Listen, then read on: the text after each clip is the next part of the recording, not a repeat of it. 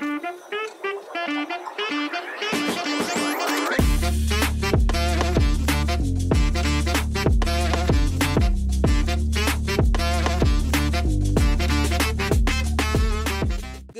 afternoon, ladies and gentlemen. It is your boy CIZZY back at it again with another episode of the Voices of Value podcast. And yes, you already know we are at Leo Moreno Jr. Boxing Club here in Overland Park, Kansas. So if you're looking for a place to get your hands right, or your children to get their hands right, or your son or daughter is really competitive and wants to get into the sport of boxing, this is the right gym for them. So tap in. With that being said, you already know the vibes. You have to like, you have to share, and you must click the notification button and subscribe in order to stay updated with further episodes in the future. It really is the only way we can grow. So if you care about me, my future in this space, our friends, our co-hosts, and elevating their voices and their brands, then you will subscribe and share as a sign of support. So I appreciate anyone and everyone that does that in this moment. With that being said, today we have on the show our beloved co-host, Milad Ghasempour. Go ahead and say what's up to the people. What's up, everybody? I love it, love it. I love the fact that you matched the gray shoes with the gray sweatshirt. Long story short, I'm feeling the outfit today, sir. Appreciate you know what I'm saying? There's not often I say that. You don't. But I like this outfit.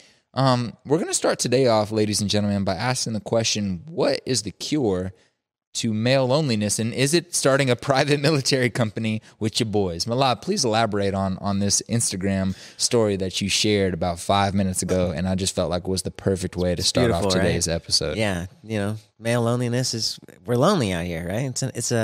It's another epidemic. So we gotta address this by starting our own private military companies. You know. Did you read that link? Or no, that was fake news. That was fake news. Yeah, literally by a fake news Instagram account. Shout out to fake news Instagram and all the. You know what's crazy? I wonder how many news sites literally like started a whole company around like providing fake news, or if they have these fake news platforms that they don't realize that they're sharing like false news, and they're just sharing it and trying to say this is the real news, this is the real message that CNN and CNBC and BBC is not really sharing, and they really like believe in the news, or if they know this is straight up fake news and we're going to capitalize off of it online. What do you think? That reminds me of IHOB. You remember I have no idea what you're talking about. No. IHOP, doing the IHOB, International House of Breakfast. Not familiar. They did that like publicity stunt. Everyone was like, "Oh my gosh, what's IHOP gonna do? They're now IHOB, International House of Breakfast. What's going on?" And they like went on for like a week, and they're like, "Yeah, we're just kidding." Okay, so you're saying essentially brands or companies have done this over the years by putting out some message to fake publicity, fake PR, or like what we talked about a few episodes ago, where we were like, I wonder if this is a whole fake PR stunt, and Travis and Taylor aren't really dating, but it's just a way to elevate their brand. But at this point, we understand that they might be lovey-doveys. You know, they might be moving in. You didn't hear? Might be a little vibe moving in. That's crazy work. She ain't moving in. Back to the fake news. I mean, real talk though, like it's not even really possible to move in once you're like a superstar like that, in case y'all straight up get married and have kids, because you are on the road so much. Like even if you claimed y'all moved in together, you really just come back to visit. It's like you might as well just live apart. Does that make sense? She has like 3 residencies. She has like 3 residences. She like has international, national tours, always on the go. She's been to more NFL stadiums than he has. So. That's kind of crazy. You ain't lying. You ain't lying. I wonder how how people claim that in certain circumstances men can't stand their woman being more powerful than them. Oh, yeah. Whatever. I'm not saying it's true, but how some men feel that way. Male maybe. Ego complex, yeah. Yeah, exactly. I wonder, like, if Travis low-key has a slight percentage of that. Just slightly, you know, just like realizes, damn, I really thought I was popping, but I'm really not, now that I think about it. Like, I thought the women liked me, but there's like 1,000 times more women that like my lady. He definitely gets off on it, for sure. Yeah, that's probably true. He likes the attention. Shout out to Travis, man. Well, ladies and gentlemen, male loneliness, Travis Kelce, and fake PR stunts out of the way. I wanted to talk to you guys today about the topic that all of us probably have seen on Twitter over the past few weeks, or have seen on Instagram or on the news, or whatever other platforms, social media platforms you use. If you're one of those weirdos that uses Threads right now, weirdos. Yeah, man. Okay. If you use Threads right now, look me in the eyes, ladies and gentlemen. You're weird, dude. You're weird. Okay. I just want you to know that, and share your opinions. We can argue in the comment section. I will share valid, what is it called? Arguments. I will throw some hands right now over okay. that. All right. Weird. Anyways, than Twitter. whatever platforms that you are interacting on, you've probably heard about the OpenAI debacle. It was a 5-day, pretty much if you've seen the show Succession or if you've seen some of these other business shows on HBO or Netflix, this shit happened in real life at one of the largest $85 billion organizations here in America, OpenAI. So we have Milad on for this episode because I find it a lot easier to talk to him about tech stuff and business stuff, and he always has, thoughts and opinions, so it helps the conversation stay going. So first off, I appreciate you coming on the show today, but who the fuck is Sam Altman? Who is Sam Altman? Yes, who the fuck is Sam Altman? Sam Altman is a unique individual. Looks unique too. As Paul Graham said it when he spoke to Sam Altman when Sam was only 19 years old. He said, this is probably what it was like to talk to Bill Gates at 19 years old. So he did say that. And shout out. And if you don't know who Paul Graham is, ladies and gentlemen, I've talked about him on some episodes. I'm not going to break down his past, but if you really want some insightful readings or articles to read about life, about wealth, about business, Paul Graham's articles, Paul Graham's essays are the best thing you can read. Now, they're long reads. You have to be prepared for that. It might take you 30, 40 minutes to read an essay from him. But just extremely insightful topics that he touches on. Really well explained for pretty much anybody to understand. But at the end of the day, ladies and gentlemen, we got ChatGPT, which we're going to dive into, to help you break down any information you're confused about when reading his essays. So I like that you brought him up. So Sam Altman, modern day version of Steve Jobs, modern day version of Bill Gates before he was Bill Gates, modern day version of Warren Buffett before he's Warren Buffett, obviously in a different space, but that type of powerful, that type of intellectual power in the space of tech and business. Local man from Missouri, actually. I didn't know St. that. Louis. Oh, yes. Private school boy. Private school boy who's actually gay. Yes, and I think that really came out in high school. It's not really relevant, but it is because at 15 years old, Sam Altman came out as gay, and in an all Catholic setting, that was it's a very righteous thing to do. Yeah, courageous. Yeah, yes, courageous. And it's not something that anybody in that situation would be comfortable doing, but he did, and he rallied the troops together and got a lot of support for this, and had some movements at school early on, yeah, and that drove his career, where he went to Stanford and then dropped out and actually was working at Y Combinator. I don't know in what capacity. At the beginning, I don't know in what capacity, but worked his way up to the president. Yep. At I think 26, 27 years old. And for people who don't understand what Y Combinator is and how, flashy or woo-woo or cool that is in the tech and business space, do you have a easy way to break that down for non-businessy techie folks?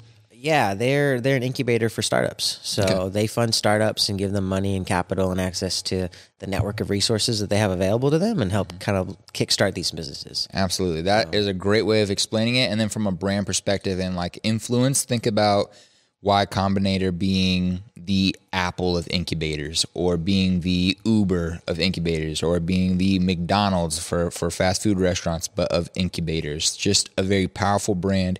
Everybody wants to get accepted into Y Combinator. Everybody brags about if somebody who works at Y Combinator or was accepted in Y Combinator invests in their company, that's immediately a clout button, a clout point. Yeah. So just so you guys understand. It comes with a lot of high status for sure. Okay. Yeah, so great breakdown. Great breakdown of Sam Altman. But continue. Sorry. Yeah, so after Sam Altman became president of Y Combinator, he kind of got over that. And then at some point in 2015, he met up with Elon, Greg Brockman, who was the first CTO, Chief Technology Officer at Stripe. He was one of their first 5 employees, and eventually took on that leadership role. And then a very almost a savant computer scientist named Ilya Sutskever. And how much did you practice that name before today? Because I didn't. Yeah, I have no idea how to say his name. I kept seeing it all over Twitter, which he's going to be an important person in the story that we tell today, at least the initial part of the story. But I was just looking at his name, and I was just like, Ilya is easy, but that last name, I was over here trying mad different things. I was like, satire. And I was like, Schenectady.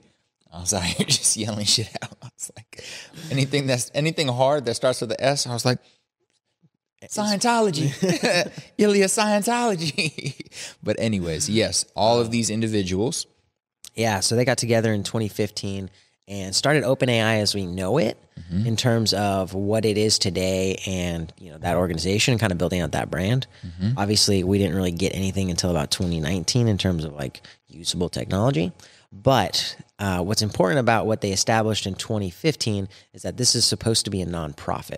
So they established a nonprofit organization that was dedicated towards AI development and AI research between the four of these people. And really just like the impact that that's going to have on humanity. Kind of get ahead of the curve, you know, be humanitarian about those efforts. And the reason, I mean, like, yes, be humanitarian, but also they were all already rich.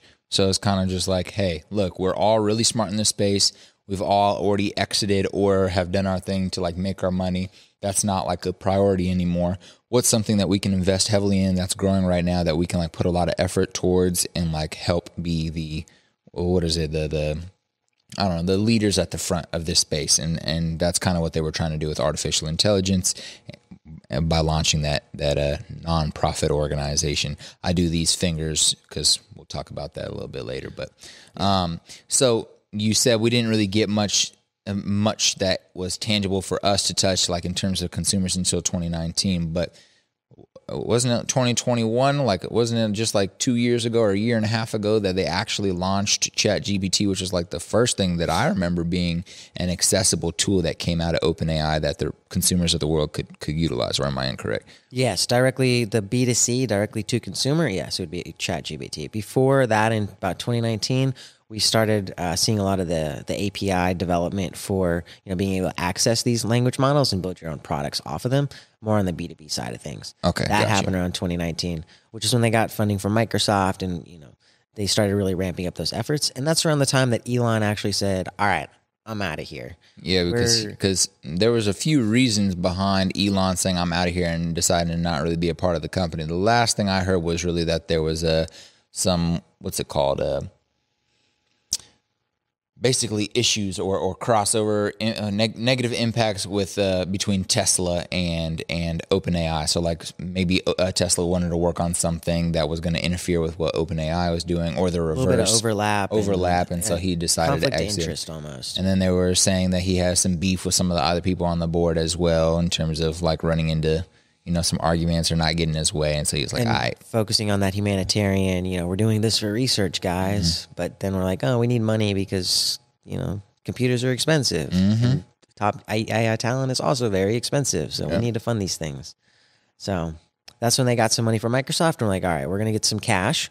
We're also going to get some computer credits so we can leverage Microsoft's infrastructure and be able to use that to, you know, instead of spending cash on that, just leverage that already. They get a little bit of equity. That's cheaper for us. And then we can just scale this thing because we have more resources to deploy this technology. Which is also important to mention because Microsoft does have, I believe, a 49% stake of ownership in the profitable part of, so the non-profit, what is it? I mean, what is it called? Profitable, for-profit. There we go. That's the word. For-profit side of OpenAI.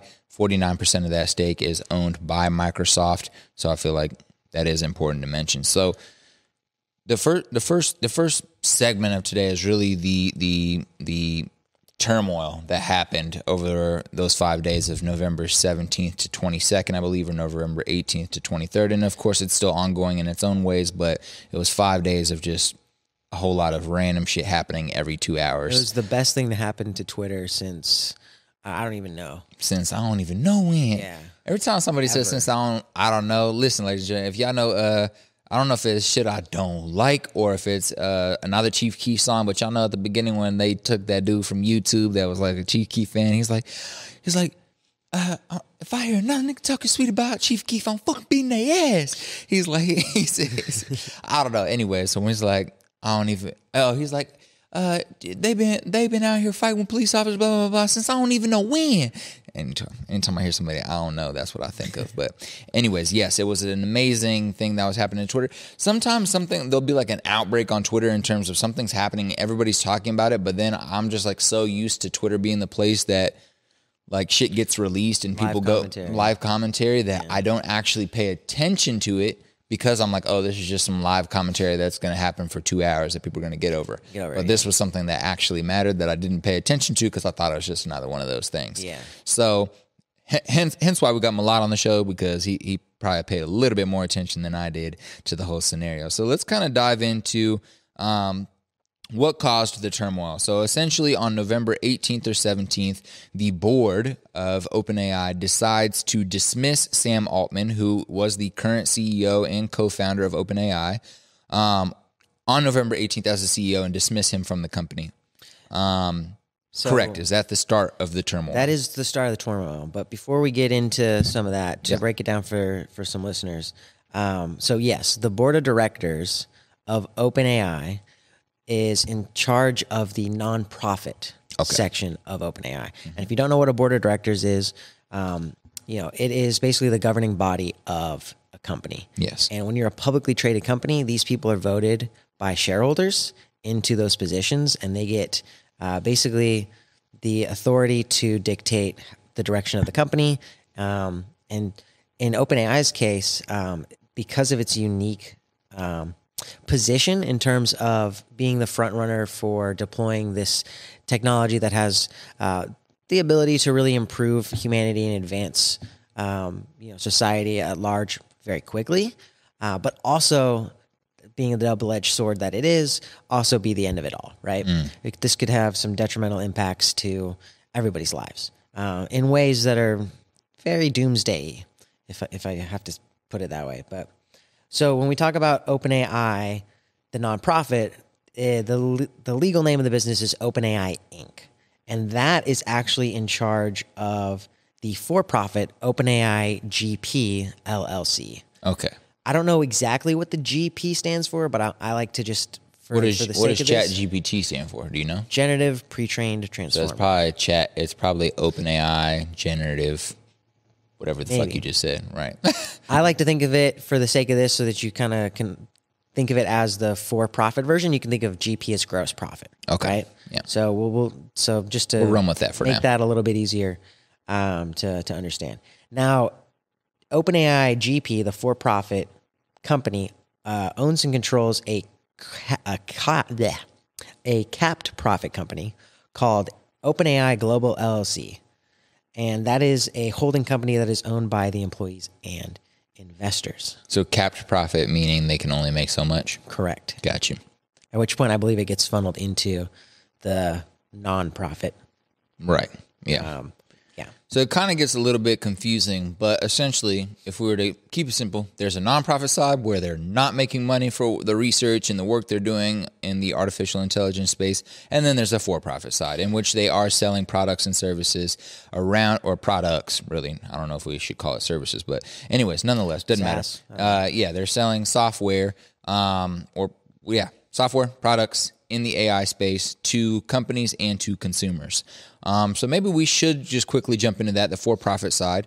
For consumers, like, for example, what are you paying for ChatGPT right now? So their number one product out that's popular to everyone right now is GPT. ChatGPT Plus. Yeah. Right. And they have released a few different versions. Now, there are free versions and there are versions that cost. So the versions that cost, can you break those down real quick just so we can understand? There's just one product. Okay, go ahead. Just ChatGPT Plus, and that allows you to get in no matter what. If you're on the free version, you're kind of limited to just ChatGPT 3.5, which is, a step between 3 and 4. And you can't, if the servers are overloaded and it's, high capacity, you can't just get in there. You got to wait until that usage dies down and traffic is a little bit lower to be able to get in there. If you're on the paid version, that's $20 a month, you can access ChatGPT whenever you want to, no matter what traffic levels are at.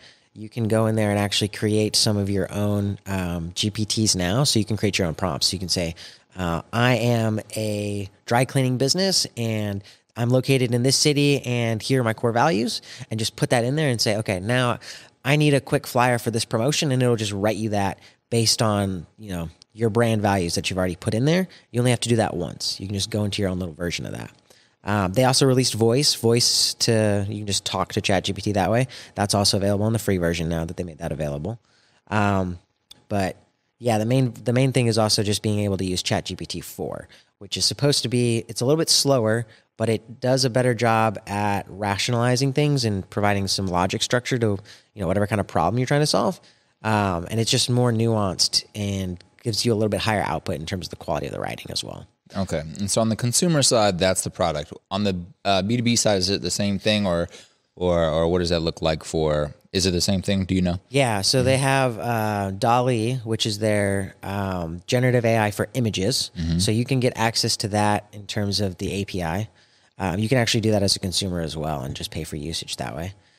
So you could build a product that's like, I want to make, cute, like one of the popular ones that we've been seeing is the school book photos. So people are using whatever tool that is to get like their school yearbook photos from like 70s, 80s, 90s style. Right. So you could like make your own product off of that using DALL-E's technology if you wanted to.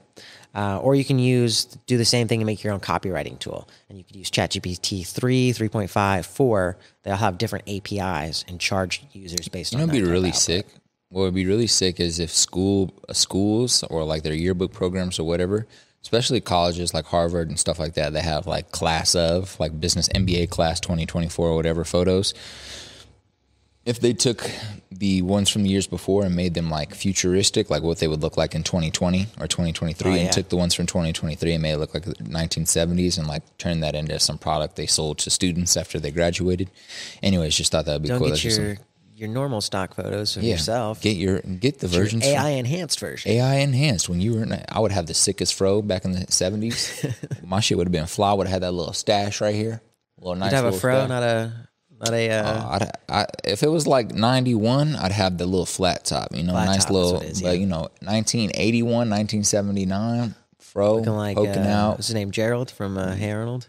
Yeah, shit, looking like somebody. That's for sure. Somebody daddy. That's what I'm going to be looking like. But anyways, long story short. So you were saying you wanted to dive into the nonprofit and the for-profit side and kind of just breaking down the business setup before you dived into the dismissal of Sam Altman. I don't know if you finished what you wanted to dive into. So just to wrap that up, right? Yeah. So when we talk about the board, we're talking about the nonprofit, which owns pretty much everything underneath that. Okay. And when we talk about Microsoft's investment into that, they actually have a minority stake in the capped profit OpenAI Global LLC. Okay, got you. But again, all of that is still under that nonprofit.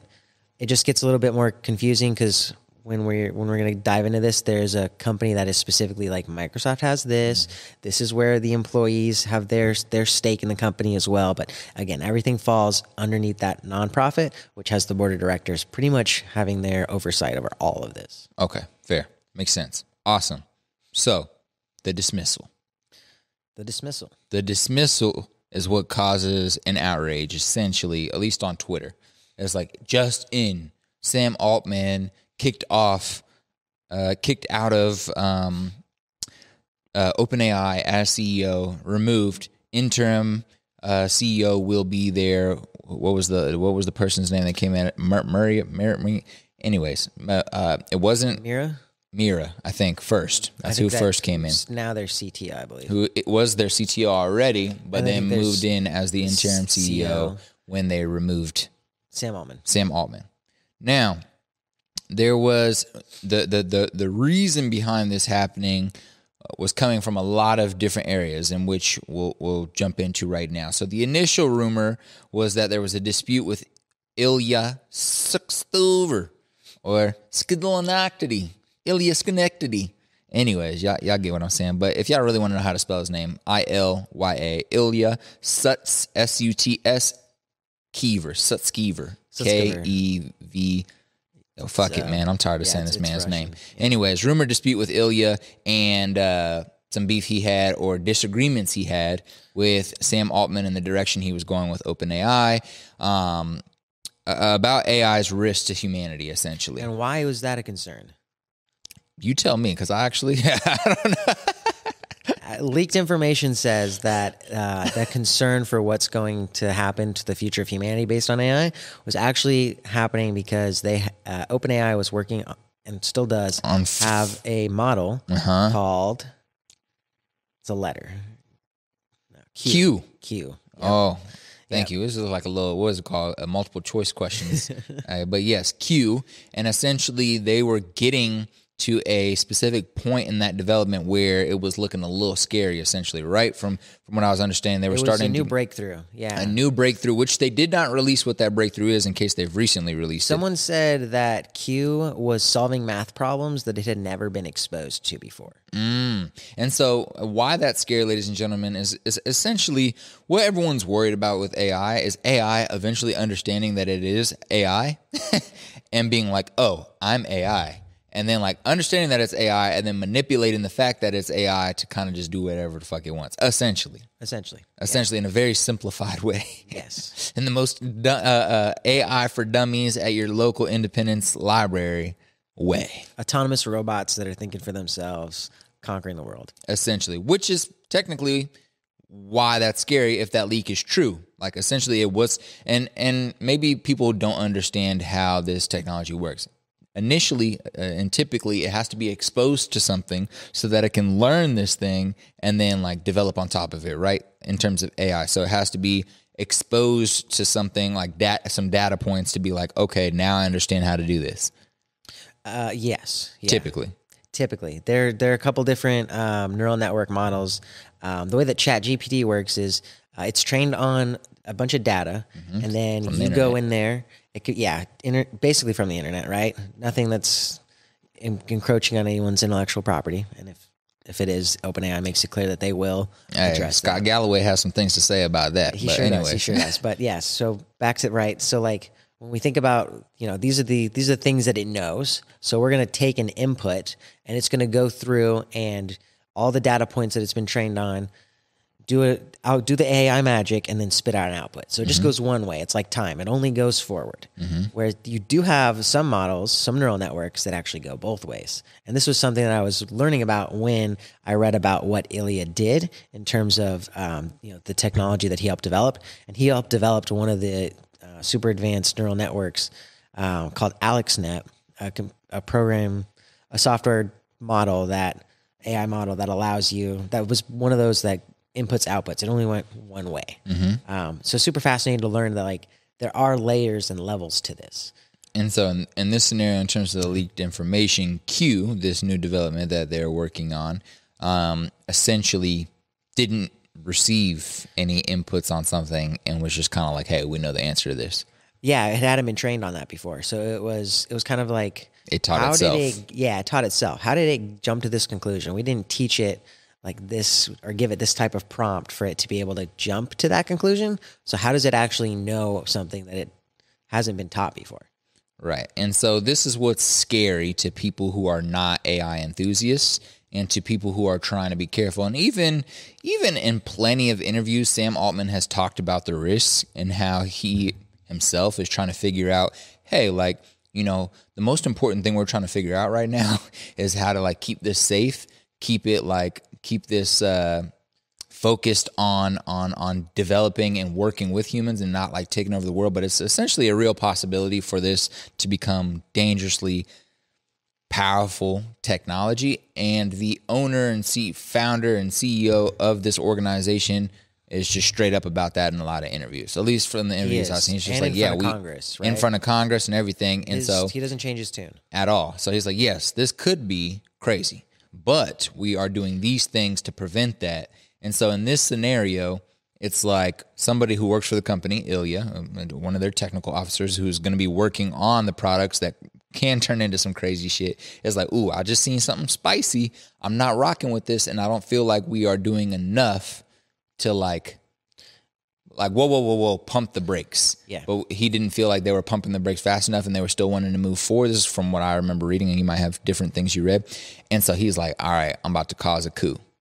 Yeah.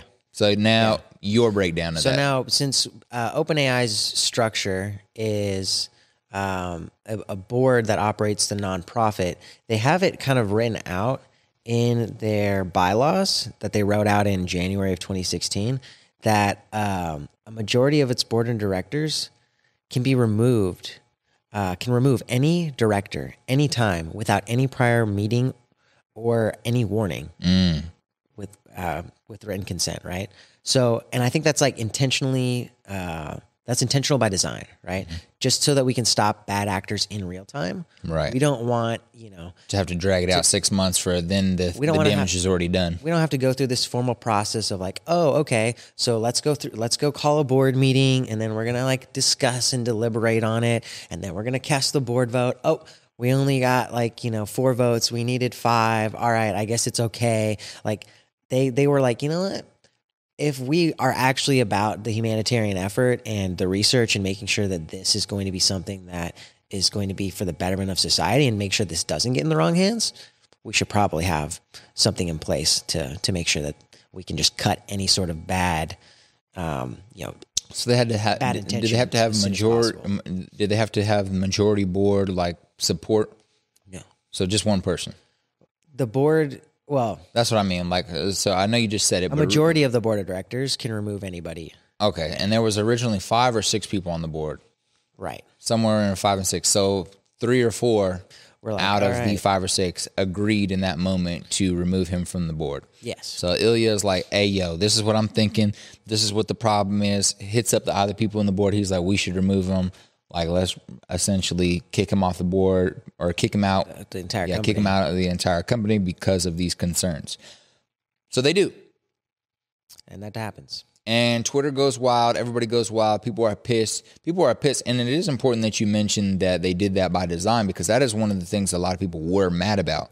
The no warning. Microsoft was like, oh, we were surprised. Everyone's like, we were surprised. Hold up. We're going to have we need to have a formal review about why he's kicked out. Everyone who's supporting OpenAI is like, yo, this is unacceptable. This looks messy. Everyone's saying all these things. Yet inside of OpenAI, they're like, we knew this was a possibility. Right. Right. Yeah. Which I think is important, just because I just remember so many people being mad on Twitter, this is unacceptable, this is dirty, or this is blah, blah, blah. It's like, nah, we put this in place for a reason. This is a safeguard. Exactly, a safeguard. And so this happens. Twitter blows up. Everyone goes crazy. But then I feel like the next thing to dive into, in case you feel like it's the wrong time, is to talk about what the employees do. Yeah, so what happens is after they put the Mira, the CTO, back in as the CEO, that didn't last very long. That lasted 36 hours. Yeah. And then what ends up happening is they end up hiring Emmett Shear, who former Twitch founder and founder CEO. Of Twitch, yep. And who is super passionate about AI as well, by the way, ladies and gentlemen. So somebody who really cares about again, safeguarding the power of AI and making sure it's safe for humanity and is going to help us progress forward, but is very passionate about the space, very knowledgeable about the space. So it wasn't just a random a corporate hire. I just feel like that was important to mention. Yeah, he's a serial technologist in Silicon Valley for sure. So they hire him as his new CEO, and he puts out his agenda in terms of okay, these are the priorities for the next 90 days hours. Or whatever, right? Just to show I'm serious about this. I've put some thought in, and just to kind of ease whatever forum discussions are happening on Twitter. And oh boy, does that piss off the employees. They're like, oh, you just think you can come in and just do your thing, huh? That's cute. So there's about 750 employees at OpenAI. And about 500 or 600. About 700 of them. Oh, so all of them. Okay. Damn near all of them. We're like, yeah, so we're leaving. We're leaving unless you hire Sam back as the CEO and you fix the board. Mm-hmm. You got to fire everybody and refigure this out. Mm-hmm. And otherwise, we're just going to leave. Right. Which is a big threat if you think about how important some of these employees are. They may not all be extremely important, but there's probably a good, heavy handful of engineers and let's just call them technologists. Let's just generalize them and put them in that word, who are very important to the company. You're losing 90% of your workforce. Exactly. Like that. Yeah, and you're not going to be able to run an $85 billion organization that's taken over the world in a year in terms of users and just users that are actually using the platform. Because there's one thing we can just say users. No, we're talking about active users. Yeah. In what, a month? I got past Facebook's users in their first year or some shit like that. Something crazy, something wild like that. So to go back to just having your 5 board members and a new CEO who's just in there running the company, if 700 people leave, it's a pretty strong threat. So the fallout from Altman's dismissal with employees is very scary, essentially, to the current board as well as to Emmett and Microsoft. Continue. So at the same time, Microsoft hires Sam. And like, we don't really know what capacity. He might just like work at Microsoft and kind of oversee like our 49% stake. We'll also bring on Ilya as well. And like, you know, we'll make some stuff happen there. And they were like, yeah, things are hunky-dory here at Microsoft. We're super happy. And then all the employees are like, no, we're going to quit. Like, right. And so the funny thing about this, look, keep in mind, ladies and gentlemen, this is all in less than like 48 hours. So everything we've said thus far, the new hires, the random firing, the 700 employees coming out saying we finna leave, Microsoft then hiring Sam Altman, Satya coming out with a video that he posts on the internet like everything's hunky-dory good. Yep. We're gonna, everything's good. We believe OpenAI is gonna be fine, and we've hired Sam Altman, and it's gonna be a great ad. And then people are like, oh shit, Microsoft's about to like do some whole finesse and turn this all around for their good. Rug right, exactly. Yeah, we're about to make out with the whole company. Exactly. Pull the rug and then rebuild with Sam on theirs with all the resources they have. Well, you have like all of everything that is OpenAI is kind of on our servers. Mm-hmm. We like have access to all the technology without like actually owning it. Like, a pretty sweet deal over here. Plus, we got Sam Altman. Plus, we got Sam Altman now. So it's like, do we really even need to like have 49%? You know, right? Do we even care? Exactly. Yeah, we're about to blow this stock up and make a ton of money.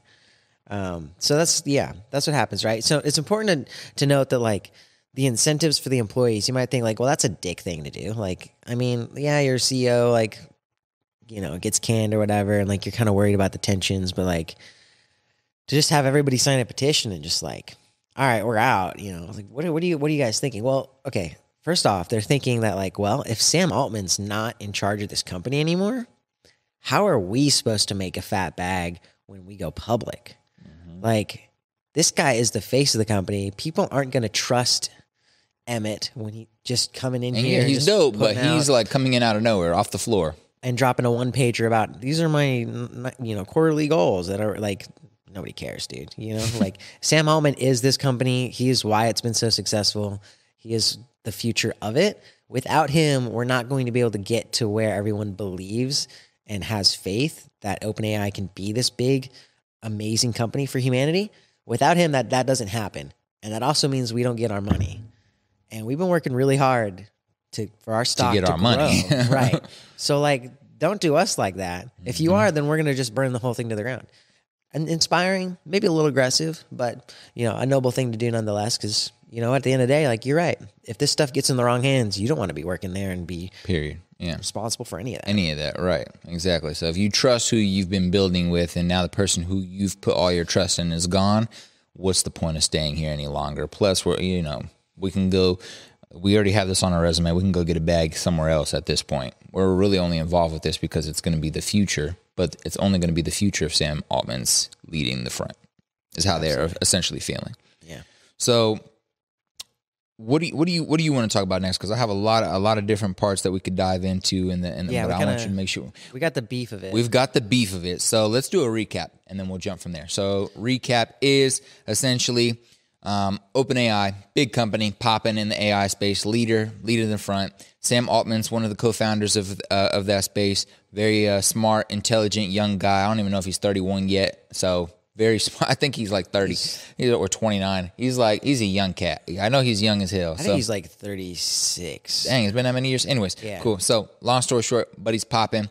The board, we talked to you about the board, how it works and how come they can vote people out, or you can get somebody off the board really fast. They decide that because of some updates that have happened with this new technology that they're working on called Q, that they're concerned about where the company's going, and they didn't trust Sam Altman in that moment, so they make a quick decision to kick him out of the company entirely. They kick him out of the company entirely, hire their CTO as the interim CEO. Everyone on Twitter goes crazy. Everyone's mad. Employees are mad. Essentially, they hire Emmett Shear like the day later and put him as the new interim CEO. Emmett Shear is the former Twitch founder, and again, serial technologist from Silicon Valley, very smart, intelligent guy. So good hire, but still a random hire.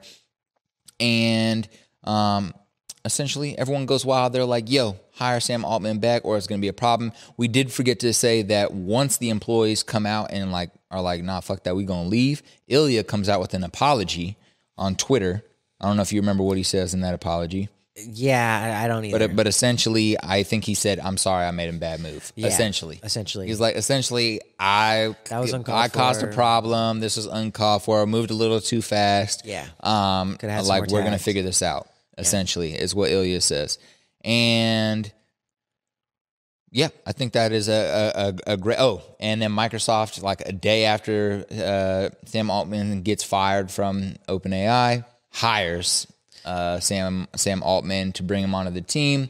It's starting to look like Microsoft might pull the rug of their investment from under OpenAI's feet and bring Sam Altman in to just create a whole new segment. Plus, they have all the information, data, background, everything, plus a leader to do that. And so it looks like they might be the new leader in the space if someone doesn't make some quick decisions on the OpenAI side.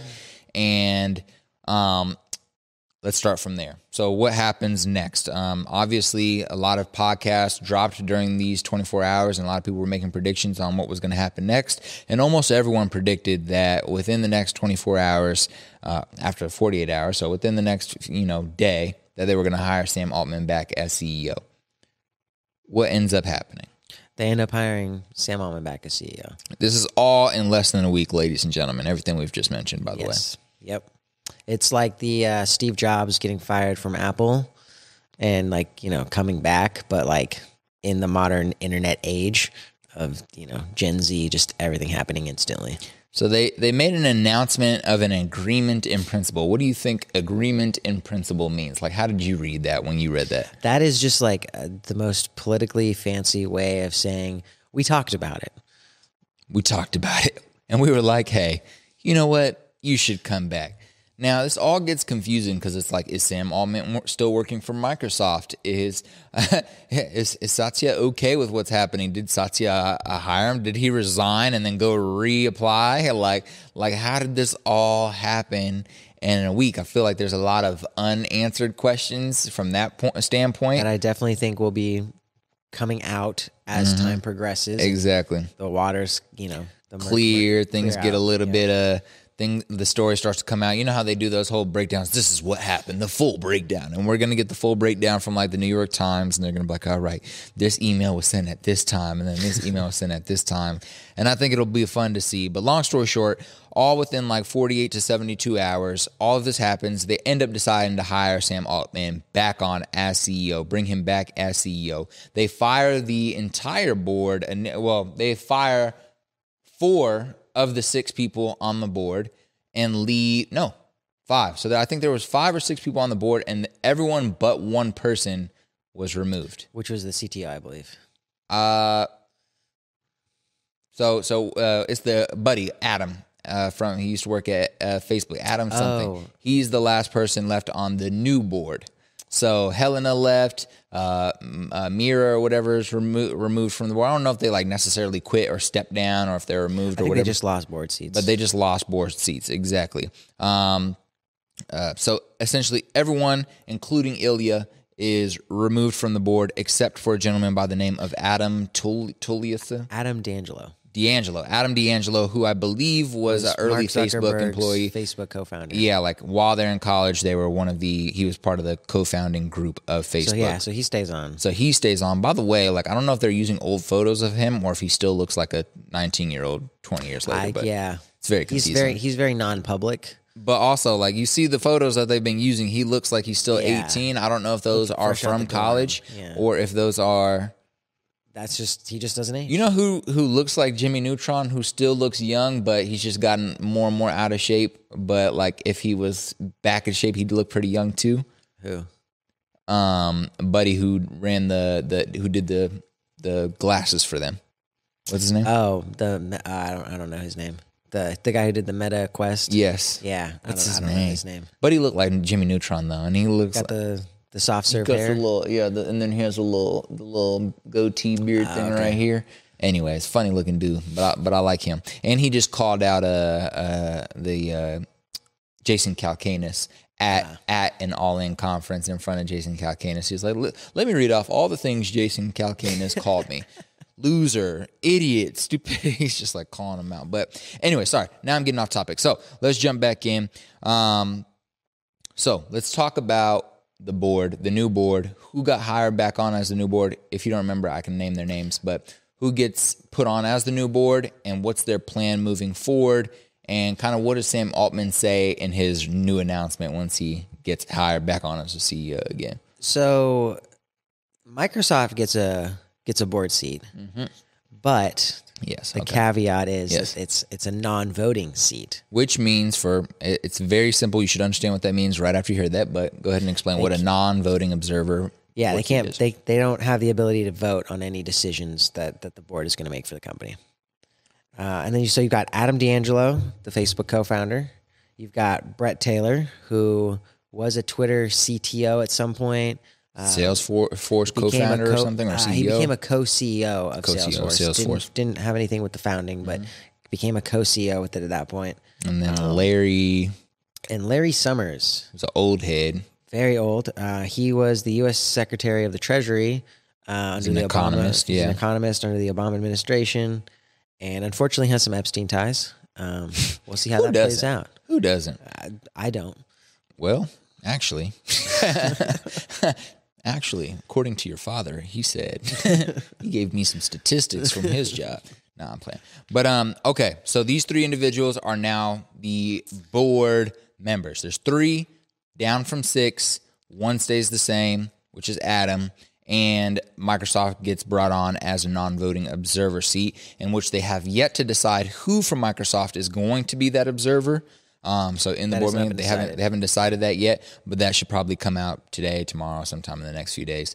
And just to reiterate, Microsoft is OpenAI's largest investor, so it is important to note that they play a pretty big role in this, but it is good to know that they can't have like a voting right, in my humble opinion, just because of how powerful they are. So the non-voting observer seat aspect, I think, is clutcheroni, Tony, in my humble opinion. Microsoft did have a positive response to the new 3-member board.